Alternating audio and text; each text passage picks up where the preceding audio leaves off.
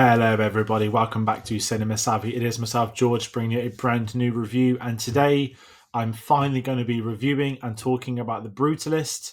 Of course, one of the heavyweights for Oscar season, a film which is now out in cinemas here in the UK.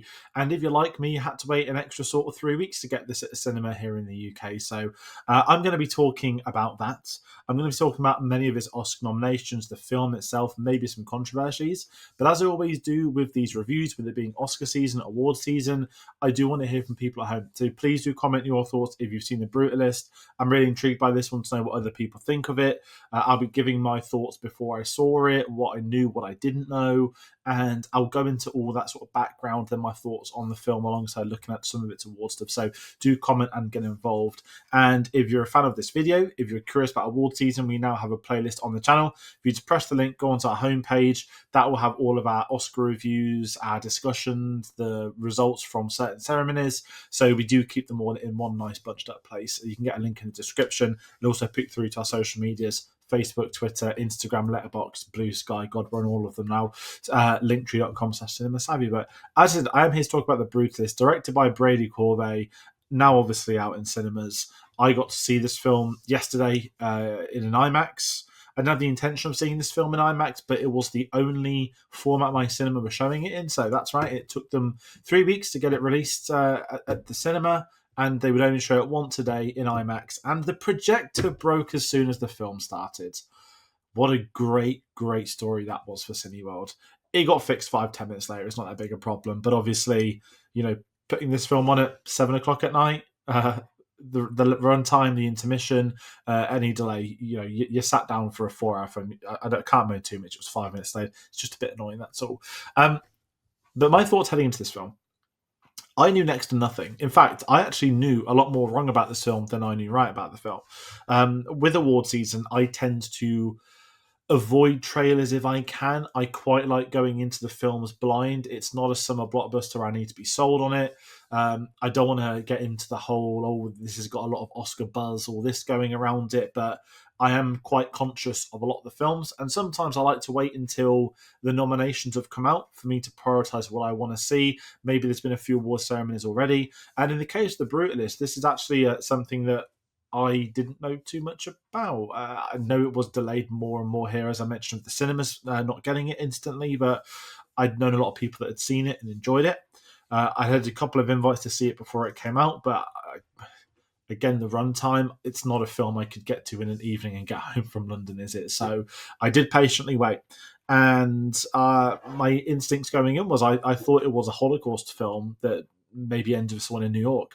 I knew nothing. I didn't know it was actually set post-war, that it was a film about architecture, if you will, and a subgenre I love is the obsession types of films. I can talk about that at length in different videos, but I love a film which is about a character's obsession and where they get lost in that work. And this film obviously had a lot of that, but it's telling the story of Laszlo, who has post-war, he's been fortunate in getting to America, and he's looking to restart his life and reunite with his family as an architect. Again, I didn't even know that much. I thought it was literally going to be a film set at Holocaust and it ends with them arriving in New York.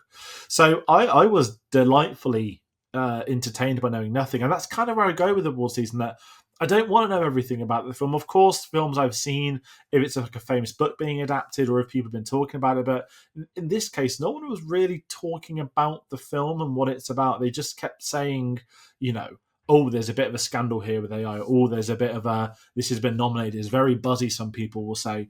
So that's enough for me. And as far as the story goes, I very much enjoyed the story. And it's kind of going to be reflected within this review that I thought it was a fantastic film. And it's quite hard at times talking about some of these Oscar films, because when you go into it with a certain mindset, for me, it's, this film is winning awards left, right, and centre. It's one of the heavyweights, as I've mentioned. Okay, there's a bit of controversy. Should I be looking out for it? There's other little things in play. You've heard about the cast that changed somewhat, a $10 million budget, which is quite remarkable that this film was made on a $10 million budget, really showing the talent of the director that that's what he can get out of this film, out of this production. I know it's shot on VistaVision, so there was some really interesting technical setups heading into this. And I haven't seen a Brady Corbet film before. I think he did Vox Lux, the Natalie Portman, which I've heard very good things about. But again, this is my introduction to another director. Also found out that director was in the Thunderbirds film from 2004, which really makes me feel old because I remember when that came out. But yeah, I thought it's a fantastic film. And you can't really just say, oh, it's great. I think if you're talking thematics, and my approach to Oscar reviews are somewhat different to like blockbuster ones, when it's summer blockbuster season, when it's these big films that are in franchises or films I'm looking forward to, I tend to talk about what was my experience like watching the film, what did I want going into, what did I want to see, was I entertained? Whereas films like this, I somewhat, I guess it's a bit of a prejudice, but I look at the technical accomplishments more so than the entertainment side of things. Now, I can't sit here and say I was entertained from the first second through to the end. I will say the runtime didn't affect me. I loved the built-in intermission. It was very weird having that for a new release. I've never had it a new release. I think I've only ever had an intermission when it's been. I saw 2001: A Space Odyssey many years ago, and it had one. Never had one since. So it was quite nice to get that, and I think the flow of the film and the structure worked really well. That with this being a film that explores at a point decades of somebody's life post-war, it's not necessarily something you can really wrap into a 2-hour piece, if I'm honest, with the story this was telling and what it was looking into with Laszlo's life, with his originating into America, reuniting with his family, the architectural side of things on top of where things maybe don't go so well. It's quite a lot to fit in. And again, the runtime, I didn't have a problem with it. I thought it was structured in a really unique way. I enjoyed the segments. I thought it had a very, very strong script. And what comes with great scripts is always great performances. And obviously, Adrien Brody in the lead role in this, who is an actor that everybody knows how talented he is. Obviously, he's worked with Wes Anderson a lot. He's already won an Oscar for The Pianist. I think he's still the youngest Best Actor winner. And obviously, if Timothée Chalamet wins it, I think Timothée Chalamet gets it, but Adrien Brody might be winning it. So that's kind of ironic that he'll have to win it to defend his own record. He was phenomenal in this film. I don't want to sit there and say I forget what he's capable of as an actor. That's really sort of angsty and arsey. But when he is doing dramas, he is a very good actor. I think he has a physicality to it, which is strange when you look at him. I guess I'm thinking of The Pianist as well. I think of films like King Kong that he can sort of become these characters. And he's not a character actor. He's an interesting leading man, but he's not a sort of star leading man in terms of he brings the box office, here's the reputation. It's normally what project has attracted him to it. And I thought he was amazing with this, if I'm honest. I thought he had great chemistry when he was on screen. Even when Alessandro Novo pops up, who most people will recognise from Craven last year. That's a really horrible way to sort of dismiss a career. But I saw a joke he put on Twitter a couple of weeks ago. It was like he had Craven and The Brutalist at 1 and 2 in the box office, and he was sort of like, should I be happy by this? But it doesn't matter who Adrien Brody's on screen with. There's a really interesting relationship there. When he's meeting characters he's not seen in decades, it feels like he hasn't seen them in decades. It's not just some glow-up reaction. How he emotes with them, how he is physically, how the script and his performance, the delivery of words. He's incredible in this film. I'll be talking about the Oscars very shortly. And I know that obviously he's been winning Best Actor quite a lot, and he's a heavyweight heading into that. But we've also got, I'm going to talk about Guy Pearce next. I absolutely love Guy Pearce. I think he's a severely underrated actor. He hasn't really, not had his due. I know he spoke recently about he sort of didn't get much work in America for a while. I know obviously most people are going to think of obviously like Memento, LA Confidential, and then he sort of crops up in things here and there, and he's got an amazing presence in this, of playing an industrialist, a very wealthy industrialist. He was excellent at doing that, and it's just great to get Guy Pearce. And again, me going into this knowing nothing, I didn't know what to expect from any character. I didn't know whose roles was what. It wasn't like other films where I kind of know what the pieces of the puzzle are and putting it together. It's okay, who's this character, what's their purpose? And I thought Guy Pearce was amazing. I know he's also nominated. He gives a stellar performance, and I didn't realize he'd be as important to this film as he ended up being towards the end. Probably one of the, not the most interesting character arcs, but in terms of like a societal look at a character, in terms of recognizing real life within these types of wealthy, powerful individuals. He does an amazing job at presenting that, things we have seen that we do see here today. And then we've also got Felicity Jones rounding up the trio of nominations, who I thought was amazing in this film. She comes into it after the intermission. I'm not doing spoilers, but I don't mind saying that because I kind of forgot she was going to be in it until that point. And she's great from when we get to see her. Again, it's a reminder, we don't get to see Felicity Jones in a lot of films. Obviously, I love Rogue One. I wasn't talking about Rogue One, but she's a phenomenal British actress, and she was great in this. I really enjoyed her performance. Again, something different, playing a disabled character. I also want to make sure I give my dues to one other character, Isaac de let me pronounce it right. Isaac de Bancol plays a character of Gordon. You may recognise him from Casino Royale. The fight scene where Atagan of the betrayal. Sorry, it completely blew me when I clocked it was him, but he's amazing in this. Again, when we're talking about the story running decades, then you think about the hair and makeup department, you think about the performances, people showing they've aged or they've matured, however you want to put that thing. And his character is very much, the friend of Laszlo that is been with him from the lows and sits with him at some of the highs. I thought he's amazing. And as far as an ensemble goes, the entire ensemble is a really interesting one. There's some great other performances in this as well. I know that I'd mentioned Alessandro Nivola. I also want to give massive props to Joe Alwyn, who I very much enjoyed playing the sort of, I've got to be careful I say this next, but playing that nepotism baby that everyone knows, don't they? Everyone knows somebody that's they're in a role in the company because of their dad. They're in a role because of this, and he absolutely plays that in sleazy, snobby, spoiled brat. He's got some great scenes, and there's a really important emotional part. And like many of the nepo babies, he's just someone that isn't just fit to lace his relatives' boots. And again, I love the characters. I feel like I've spoken about the characters for ages, but with a film such as this, there's just so much to take in to think about because it is spanning decades, because there is a lot of characters that do get this really in-depth development. I very much enjoyed that. And again, it's not something I thought. And as I said earlier, I thought this was a Holocaust film. Even the architecture side of things. Now, I don't talk about relatives and family too much, but one of my parents and one of my siblings' background is very much like architecture wise. So even for me watching this, thinking, learning a bit more about how these things go, how that relates to what we've seen today with university degrees or buildings that do happen, I even thought the architecture side was really interesting, and I really enjoyed what the film was trying to do with that. And then when you get to the amazing epilogue sequence in Venice, it really not explains certain things, but you just get this big moment. And I think the film uses the term it's about the destination, not the journey. It really plays that up. And the architectural side of things, that being Laszlo's obsession, he wants to rebuild his career, he wants to get back into doing that.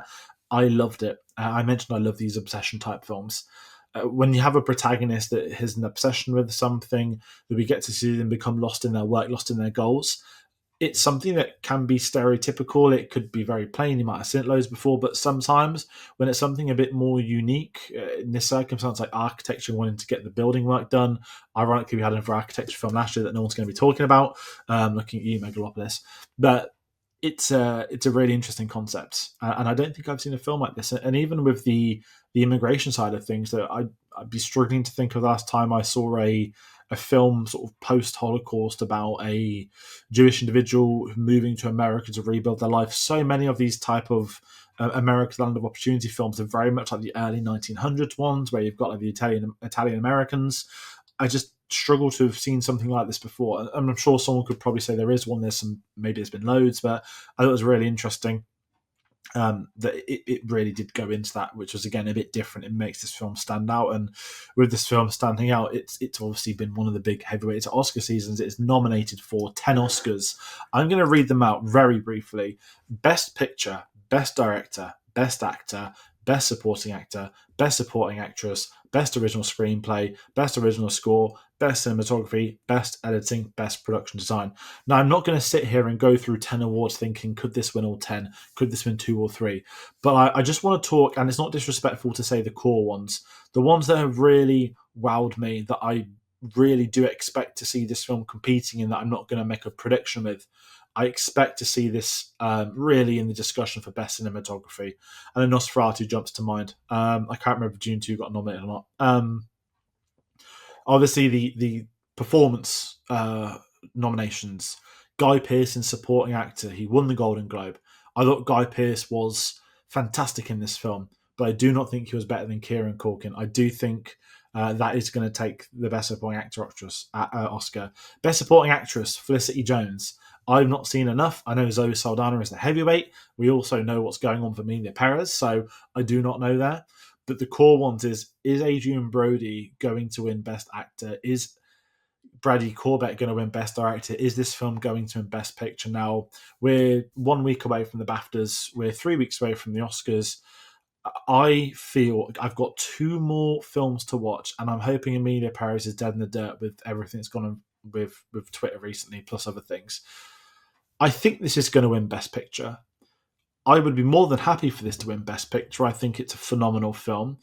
I do think Brady Corbet is going to win Best Director. I still think it's a disgrace that they didn't nominate Denis Villeneuve, but the direction in this film, and I have to take into account the budgeting side of things, I think budgeting is a lost art. I feel everyone moans so much about why did this film cost 300 million? Why did this film cost 200 million?